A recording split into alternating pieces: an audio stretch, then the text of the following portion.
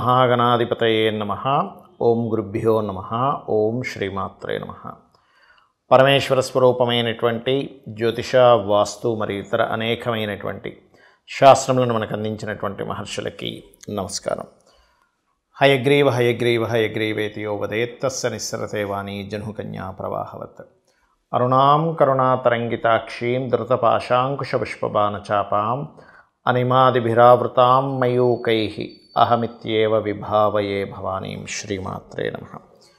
ప్రేక్షకులకి ఆ లలితాంబిక అమ్మవారి యొక్క అనుగ్రహం పరిపూర్ణంగా కలగాలని మనస్ఫూర్తిగా కోరుకుంటూ మనం ఈరోజు చెప్పుకోబోయేటువంటి టాపిక్ ఏమిటి అంటే, సూర్య భగవానుడు మకర రాశిలోకి మకర సంక్రమణం అంటారు. జనవరి 14వ తేదీన ఉదయం 8:59 57 నుంచి 59 మధ్యలో మారుతున్నాడు. ఒక నెల రోజుల పాటు మకర రాశిలోనే ఉంటాడు. మనకి సంక్రాంతి, భోగి, సంక్రాంతి, కనుమను 3 పండుగలు ఉంటాయి. ముఖ్యంగా సంక్రాంతిని పెద్దల పండగ అంటారు. పెద్ద పండగ అంటుంటారు కానీ పెద్ద పండగ కాదు, పెద్దల పండగ.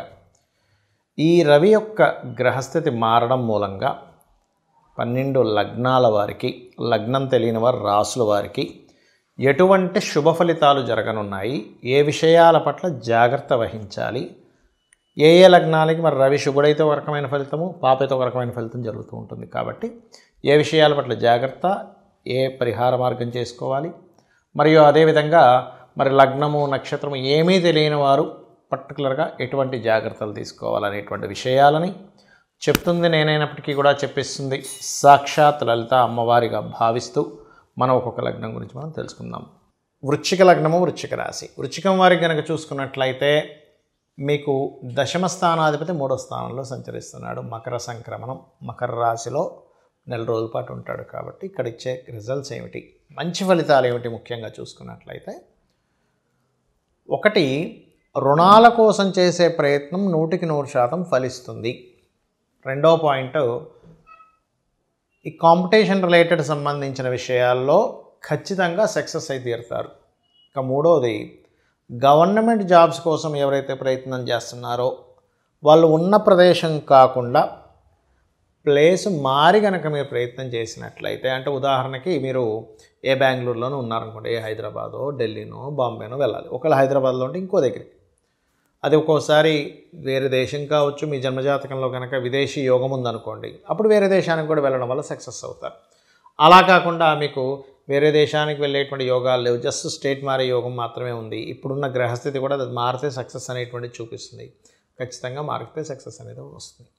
అయితే ఇక్కడ మీరు తీసుకోవాల్సిన జాగ్రత్త ఏమిటి, వివాహ జీవితం విషయంలోని మరియు ఇన్వెస్ట్మెంట్స్ చేసేటువంటి అంశాల్లోని చాలా జాగ్రత్తగా ఉండాలి.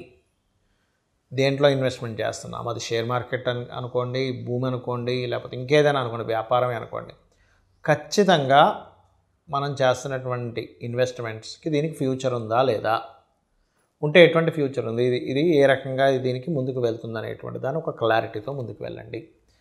ఇక మీరు చేయవలసినటువంటి దేవతారాధన, ప్రస్తుతం మీకు పంచమ స్థానంలో రాహు ఉన్నాడు కాబట్టి దుర్గా మరియు దత్తాత్రేయుడి యొక్క ఆరాధన చేయడం అన్ని విధాల ఉత్తమం.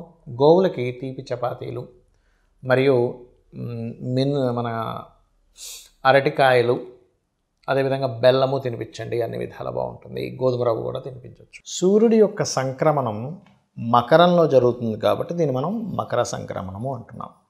అదే కుంభంలో అయితే కుంభ సంక్రమణము, మేషం అయితే మేషము, లేదా మీనం అయితే మీనం, ఇలా చెప్తూ ఉంటాం. అన్నిటికంటే ముఖ్యంగా మకర సంక్రమణం చాలా గొప్పది. ఎందుకు, ఆత్మకారకుడైనటువంటి సూర్య భగవానుడు మనకి కర్మస్థానాల్లో సంచరిస్తున్నాడు. దీనివల్ల దీన్ని పెద్దల పండగ అన్నారని మనం ఇందాక చెప్పుకున్నాం.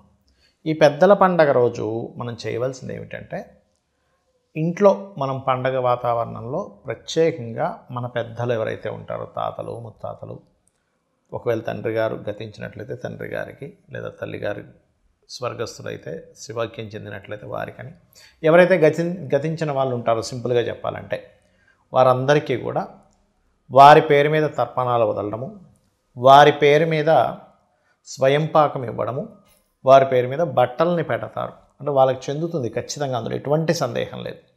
దీంతో పాటు ఈ స్వయం పాకం ఇచ్చేటువంటి క్రమంలో ఒక్కొక్క వ్యక్తికి ఒక్కొక్క సమస్య ఉంటుంది. ఎప్పుడు అంటే జీవితాంతం వేధించే ఒక సమస్య ఉంటుంది. ఆ సమస్యకి స్వయంపాకంతో పాటు తత్సంబంధించినటువంటి పదార్థం దానం కనుక ఇచ్చినట్లయితే ఆ సమస్య ఖచ్చితంగా తీరిపోతుంది. అదేంటో చెప్తాను ఇప్పుడు నేను మీకు. ఉదాహరణకి కొంతమందికి చూడండి, చేసేటువంటి ఉద్యోగంలో పేరు ప్రఖ్యాతలు రాకుండా, ప్రమోషన్స్ లేకుండా ఇబ్బంది పడుతూ ఉంటారు. అటువంటి వారు ఖచ్చితంగా నువ్వులు, వీలైతే గోధుమలు అయితే ఇంకా అల్టిమేట్, గోధుమలు దానంగా ఇవ్వాలి. లేదండి కొంచెం ఉద్యోగం కోసం కూడా నాకు కొంత ఇబ్బంది ఉంది అని అనుకున్న వారు నువ్వులు గోధుమలు కలిపిస్తే చాలా మంచిది. స్వయంపాకం ఇచ్చే రోజు చెప్తున్నాను నేను మీకు. ఇది ప్రతి అమావాస్యకి చేయొచ్చు మీరు, లేదా ప్రతిసారి ఈ సంక్రమణం జరిగేటప్పుడు చేస్తే కూడా అద్భుతమైన ఫలితాలు వస్తాయి. మనకి క్యాలెండర్లో కనుక చూసుకున్నా మనకి యాప్స్లో కూడా దొరుకుతుంది. ఎప్పుడు మారుతున్నాడు సూర్యభగవానుడు అంటే అందులో చూపించేస్తుంది, నెట్లో కూడా దొరుకుతుంది మనకి ఇన్ఫర్మేషన్.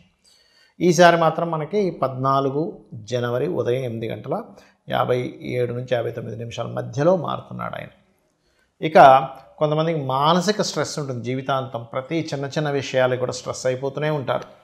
అటువంటి వారు చక్కగా గోశాలకు వెళ్ళి గోవులకి బియ్యం పిండి తినిపించడము. ఇందాక నేను చెప్పినట్టుగా గోధుమల ప్లేస్లో గోధుమ రవ్వ కూడా గోవుకు తినిపించవచ్చు, ఇది ప్రమోషన్స్కి. అలాగే మానసిక స్ట్రెస్ ఎక్కువ పడుతున్నా కాస్త మీరు బియ్యము దానంగా కనుక ఇచ్చినట్లయితే స్వయంపాకంతో పాటు అద్భుతంగా ఉంటుంది.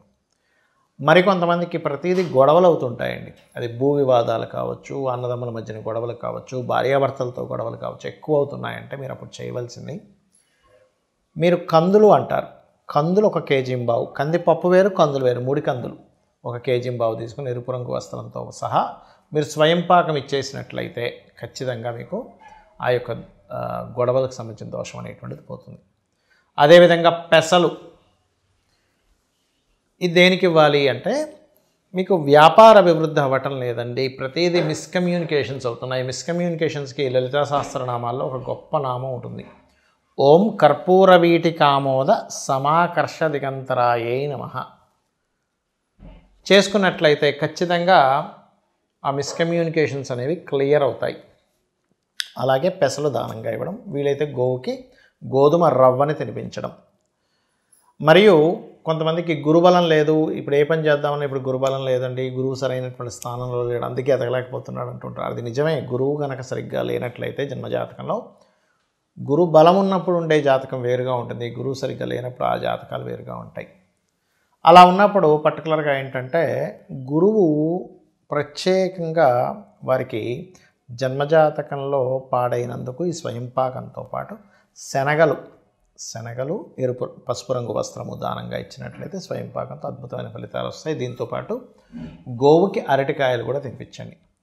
ఇక మరి కొంతమందికి వివాహం అవ్వదు, అలాంటప్పుడు ఉలవలు ప్లస్ బొబ్బర్లు 2 కలిపి ఇవ్వాలి స్వయంపాకంలో. గోవుకి కాస్త తీపి చపాతీలు పెడితే ఈ శుక్ర సంబంధించిన బొబ్బర్లు ఇవ్వడం వల్ల ముఖ్యంగా కేవలం వివాహం ఒకటే కాకుండా ఫైనాన్షియల్ క్రైసిస్, ఎక్కువ ఇబ్బంది పడుతున్నాం ధనం కోసం, ఖచ్చితంగా స్వయంపాకంలో మీరు బొబ్బర్లు ఇచ్చినట్లయితే ఫైనాన్షియల్ ప్రాబ్లమ్స్ తగ్గుతాయి. డబ్బులు రావాల్సింది కానీ ఆగిపోయింది అనుకునేవారు ఉలవలు ఎక్కువగా దానంగా ఇస్తూ ఉండాలి.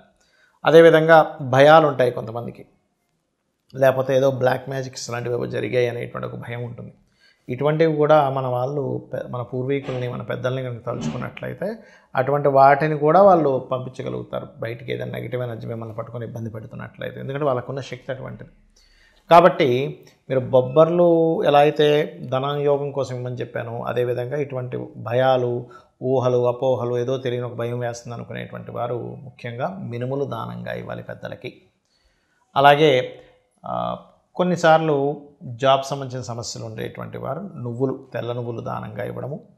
మరియు ప్రతిదీ ఆటంకం జరుగుతుంది నా లైఫ్లో, అసలు ఏమి చేద్దామన్నా నాకు ముందుకు కలిసి రావట్లేదు అని అనుకునేటువంటి వారు ఉలవలు దానంగా ఇవ్వడము, గోవుకి గ్రాసం తినిపించడం, ఇవి చేస్తూ ఉండాలి. అయితే దీంతోపాటు మీ జన్మజాతకంలో అసలు మీరు ఏ సమస్య ఎదుర్కొంటున్నారో ఆ సమస్యకి సంబంధించిన గ్రహం ఏమిటి, ఆ అధిపతి ఎలా ఉన్నాడు అనేదాన్ని స్పష్టంగా చూసుకొని మీరు అడుగు ముందుకు వేసినట్లయితే ఖచ్చితంగా మీకు సమస్య అనేటువంటిది క్లియర్ అవ్వడం జరుగుతుంది. శ్రీమాత్రే నమః.